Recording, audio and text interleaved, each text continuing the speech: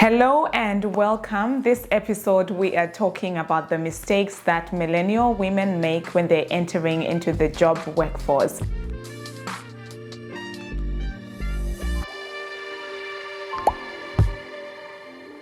Years ago, when I first started out in my career, straight after graduating from university, I thought to myself, all I needed to do was put my head down, work really hard. I looked at my manager and I decided that I was happy with having her job in about 10-15 years time, and I thought that if I just worked hard, it would automatically happen that way.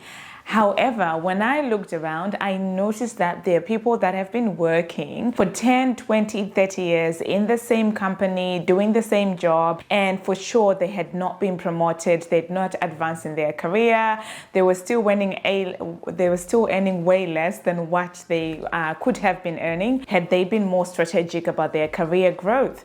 And I also realized years in that just working harder and for longer hours is not a wise strategy. Why? Because as we all know, burnout is real. You know, your body gets to a point where you're just too tired, too worn out to keep on making that extra effort. So today I'm going to tell you the 10 mistakes that millennial women make when they're entering into the workforce and how these mistakes actually sabotage them. Are you ready? The first one, and I made this mistake as well when I started out, is not doing your due diligence before you actually apply for a role or start work in a particular company. And we know the struggle is real. When you've just graduated from university, all you just want is a job. You don't care. You know, after all, this has been your dream. You've dreamt of this moment ever since you were a child.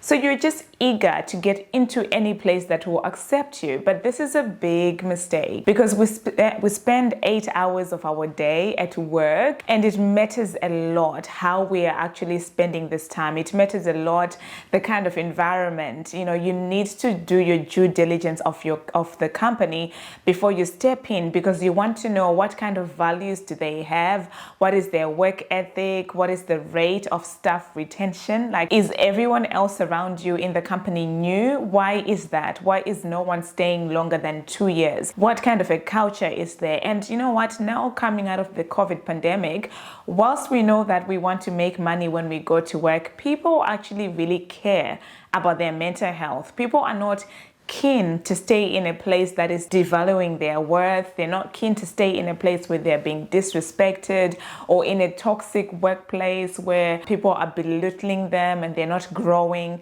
So it's so important to do your due diligence. And if you are finding yourself now in a company where you're like, oh shoot, I should have done my research before I came into this company, I want you to know that it's not too late, but at the same time, I want you to learn from your past so that you don't repeat it, so that the next step that you take, you're doing your research to actually see whether this company aligns with your values. Maybe for you, flexibility matters a lot. You want a company that supports a hybrid working arrangement where sometimes you're working from home and some days you're also working from the office. Whereas if you have a rigid traditional company that is not willing to move or to give or to accommodate, then you'll find yourself in a situation where things get sticky because they're not accommodating you. So I would say due diligence is so important whenever you're making a career move, whether you're advancing or you're starting out in the job workforce. The second mistake is not asking questions during an interview. This just sets you off on the wrong footing. For me, when I interview people and they're not asking me questions during an interview, I will start thinking that maybe you don't care enough about the job, or maybe you lack initiative. I will start thinking that you haven't done your homework, like you haven't found out what the company work ethic is. And also I would just assume that you don't care about your career advancement. So when you're going into an interview, even if it's an entry-level interview and you're just coming from university, or you've been 3-4 years in and you're looking to advance to the next level, I want you to always walk into an interview ready to ask questions. Do your homework beforehand, whether it's about money, whether it's about the opportunities that are there for growing to the next level, whether it's about how they support their workers to grow, whether it's about what you're expected to do. It's important that you walk into an interview ready with some questions. Number 3 is a massive mistake that millennial women make when they're entering into the job workforce or advancing, and this is not negotiating their pay. A Harvard review was actually stating that up to half of men entering the workforce negotiate for higher pay compared to 1/8 of women. The reason might be because you feel as if you haven't earned the right to negotiate yet, but unfortunately what happens is how much you earn when you're entering the workforce actually plays a big part in your earning potential as your career progresses.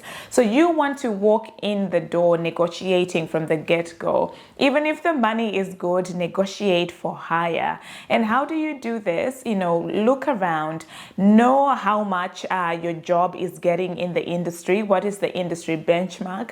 Speak to people around you. Don't shy away from that conversation so that when you walk into this interview, you are aware of how much you're worth and you can speak up for yourself, because the truth is most companies will try and get away with paying you as little as possible.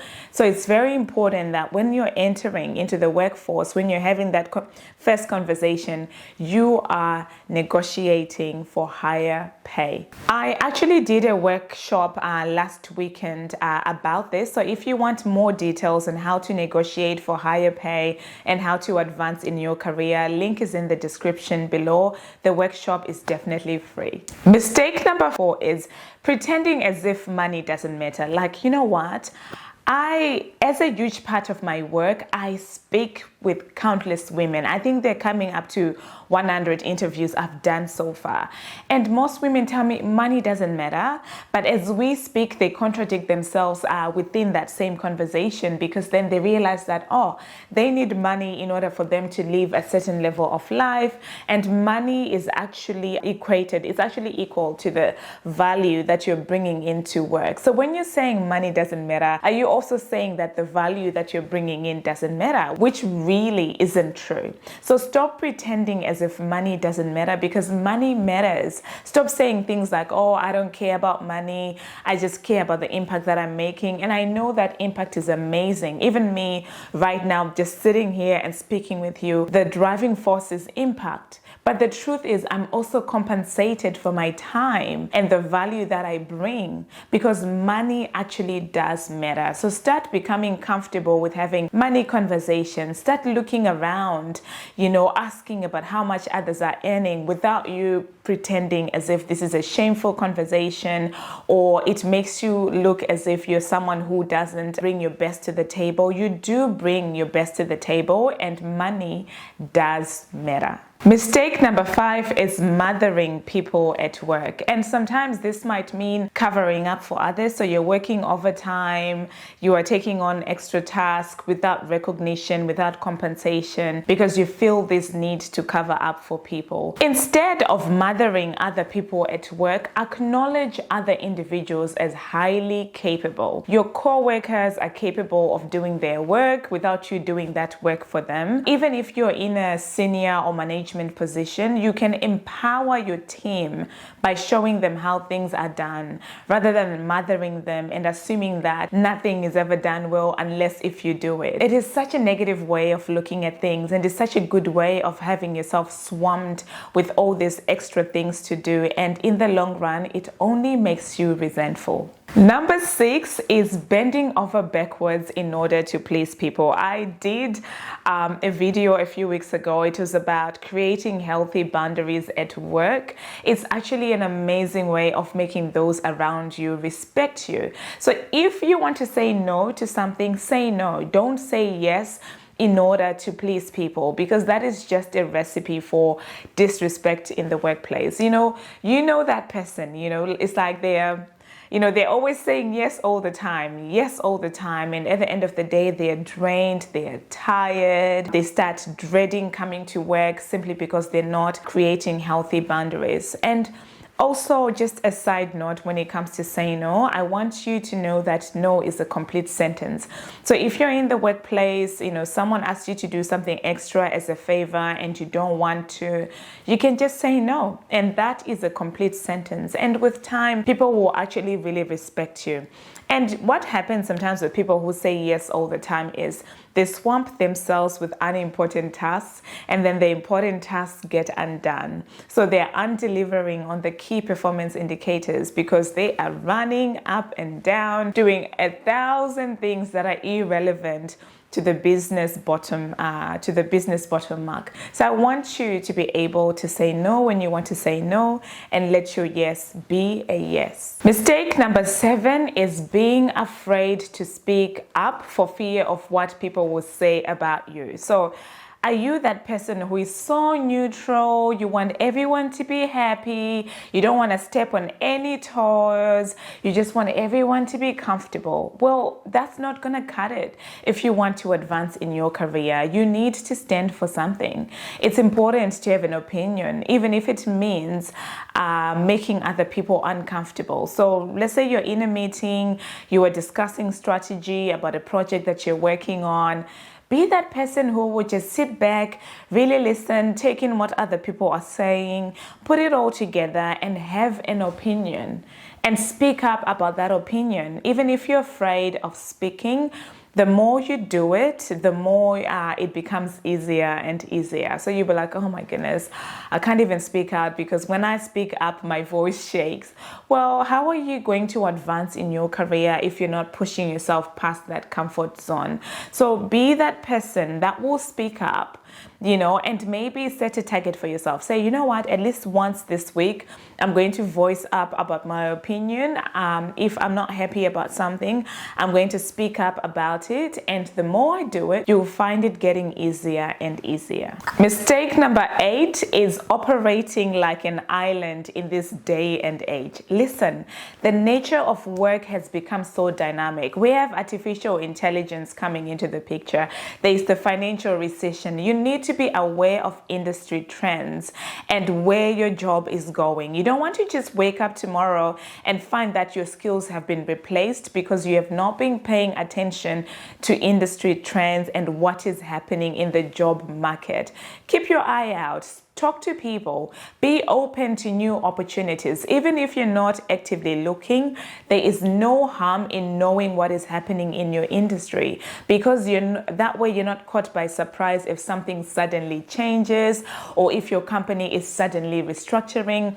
The person who knows industry trends is never surprised, and they will just seamlessly move on, whether it's to the next opportunity, the next roles, because I believe that opportunities are always there, but your eyes need to be open to them. You need to be that person who is just always ready to receive, open to seeing what is actually happening around you. Mistake number 9 is when you're not actively growing and you're ignoring your network. It really matters what network you have in your career. This is a massive mistake that I made, and many years later, I'm talking about 7-8 years later, it really came back to bite me, because then it was harder for me to establish myself, my consulting business, because I hadn't really taken the time to establish this network. So it took me more work, for me to get the results I was seeking, because I was not proactive about maintaining my network many years ago.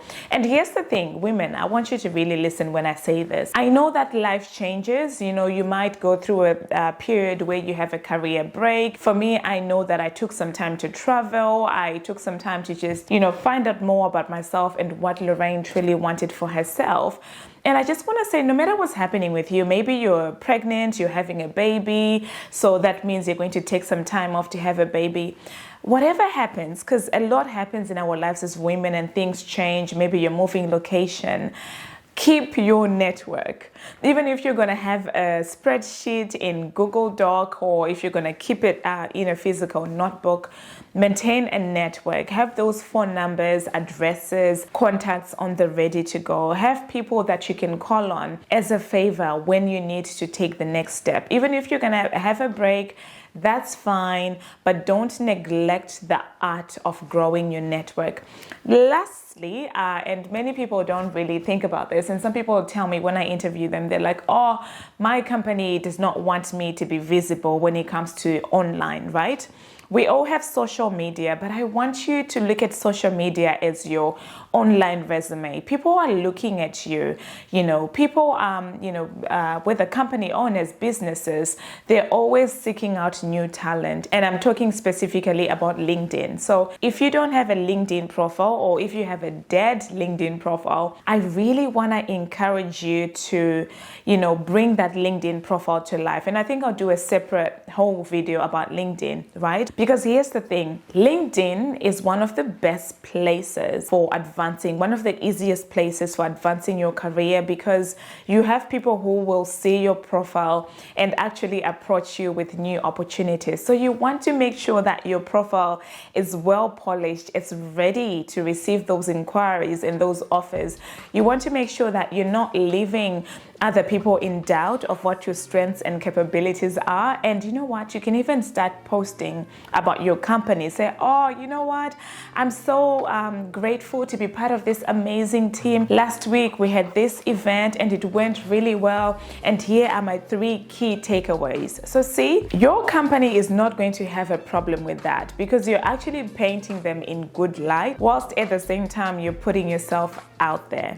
So those are the 10 mistakes that I see millennial women making when they enter into the workforce and when they're trying to advance in their career. I'd love to know, have I left out any mistakes that you're aware of? Let me know in the comments below. Thank you so much for watching.